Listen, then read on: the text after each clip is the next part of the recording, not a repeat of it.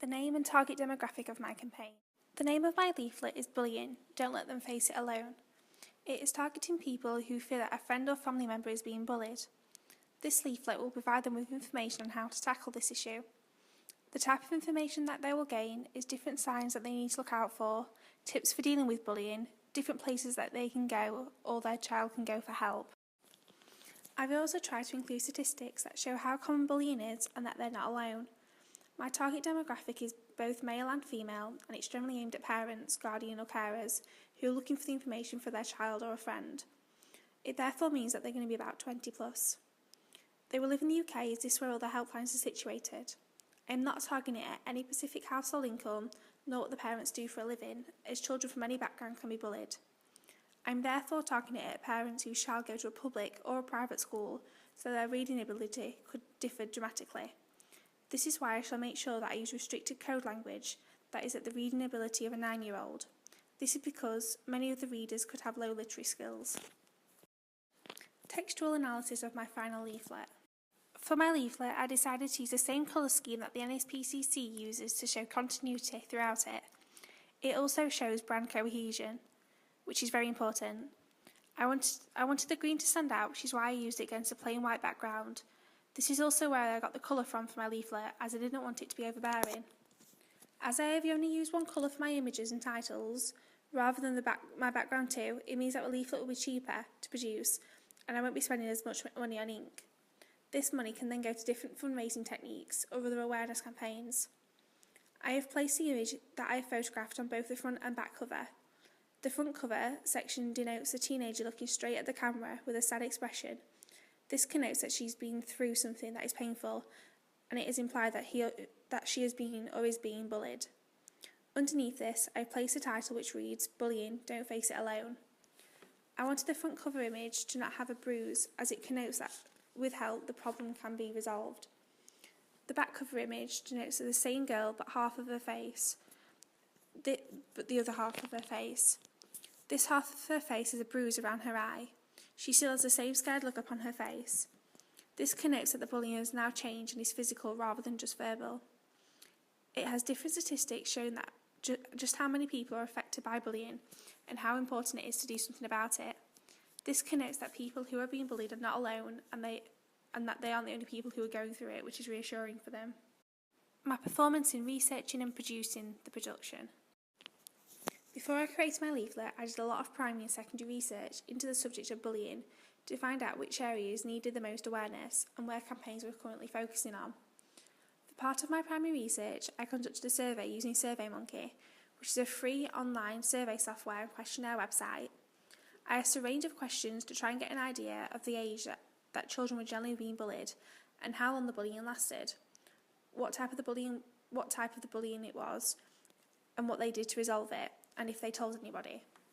I feel that the questions that I asked helped me a lot. However, looking back on it, I feel I could have asked more open answer questions so that I would have more qualitative information, thus having more quotes to choose from for my leaflet.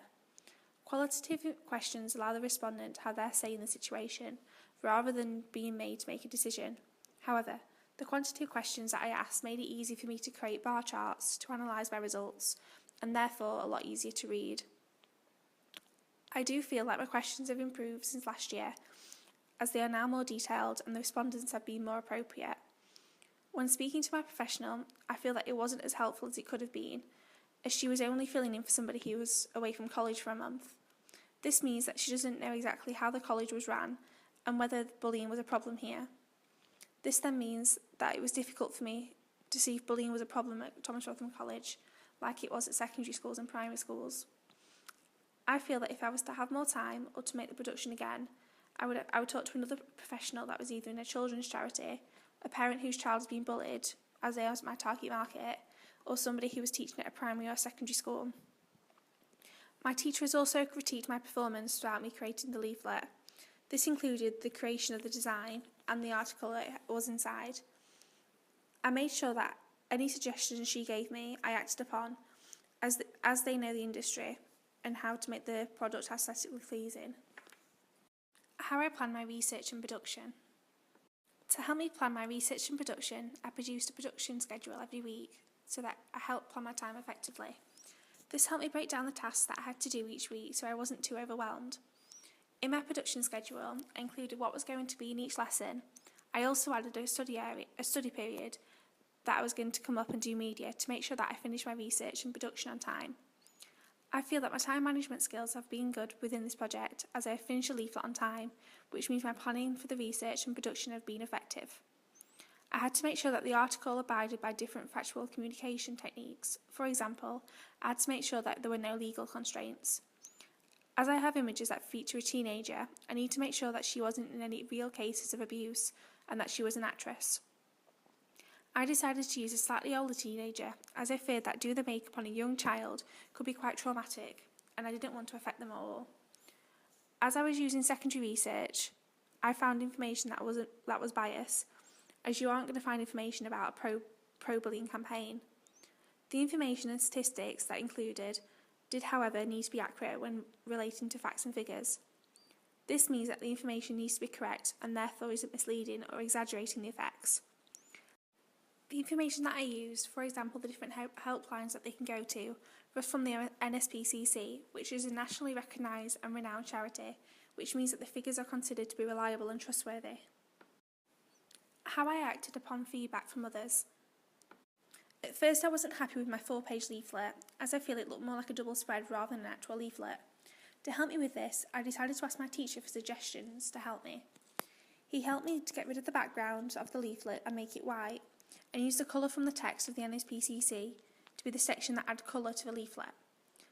I am very happy that I acted upon his feedback, as I feel that it's turned out to be a lot more aesthetically pleasing as a result of it, as all the colour isn't distracting the viewer from the images and the information that's on it.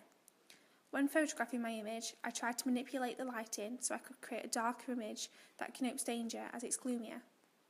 I then used different tools in Photoshop to enhance this by making sure that the contrast was high. This made the black eye that I created more obvious, which was my intention. Using Photoshop allowed me to be more creative while making my production, as it gives me the tools I need to create whatever the final outcome that I desired. Different experience I called upon while creating my leaflet. As I've been doing BTEC Creative Media production for 2 years, I developed certain skills in Photoshop. These skills include being able to use the Magic Wand tool, using different adjustment tools such as levels and brightness and contrast. I have also been studying graphic communication for 2 years, which again enhances these skills even more. As a result of being familiar with Photoshop, it meant that I could get on with my work straight away, rather than having to look in different help guides like on YouTube for me to edit my work. I'm also a keen photographer, which helped me when I was taking my images, as I already knew what type of shutter speed I needed and chose depending on the light, etc. I was also able to adjust the lighting to make my image seem gloomier and greyer. How I plan my research and production. I feel that I have effectively achieved my outcome for my production, as I feel that it could be alongside professional leaflets and not look out of place, thus being convincing as a real leaflet. I feel that it's communicated my message very effectively. I believe that this is mainly down to the images that I've used, as they are very emotive.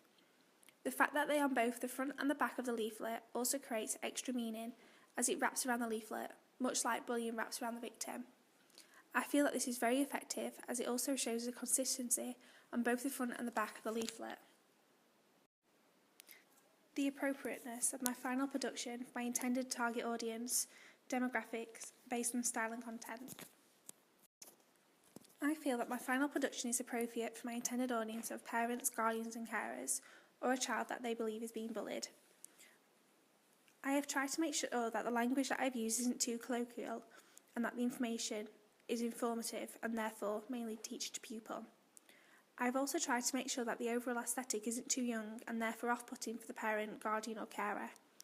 To achieve this, I limited myself to having 2 photographs in the article. However, I made them quite large to make sure they still have an impact on my audience. I used very emotive images that connote to pain, as I felt that this would make the parent, guardian or carer pick up the leaflet, as they have empathy as they are caring for somebody already. Therefore, they don't want their child to end up like the child on the leaflet. I've also used simple font that's quite large, as it means it's not too overpowering for my audience or difficult for them to read. I've also tried to break up large chunks of text by making titles even larger, and in different colours, the same colour as the NSPCC logo. Research skills that I've developed.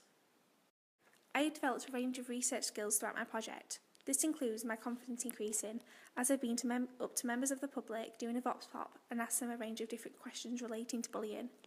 This has improved my documentation skills and reporting skills, as I have made a transcript of the interview and analysed it whilst picking up the key points of information. My organisational skills and the ability to plan ahead has also been improved whilst researching. This has helped by using core sheets as they improve the organisational skills. Different factual writing skills that I have developed. I have developed different factual writing skills for my production of a leaflet. This includes my ability to analyse where it was appropriate and use peer-to-peer, teacher-to-pupil and parent-to-child. I have also learned when it was appropriate to use informal and formal language. I had to change my article halfway through creating it as I was making it too informal and peer-to-peer, which isn't really appropriate for my target audience.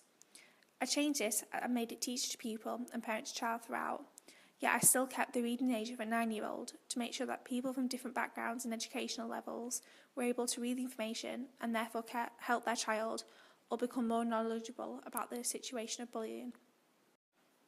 If I could do the production again, what would I do differently and improve?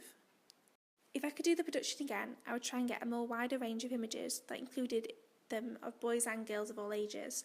This would then connote that bullying happens to all people from all different ages, rather than just having one model that shows you her story. I feel that next time it could be quite effective to have a case study narrative from a bullying victim to show them their point of view.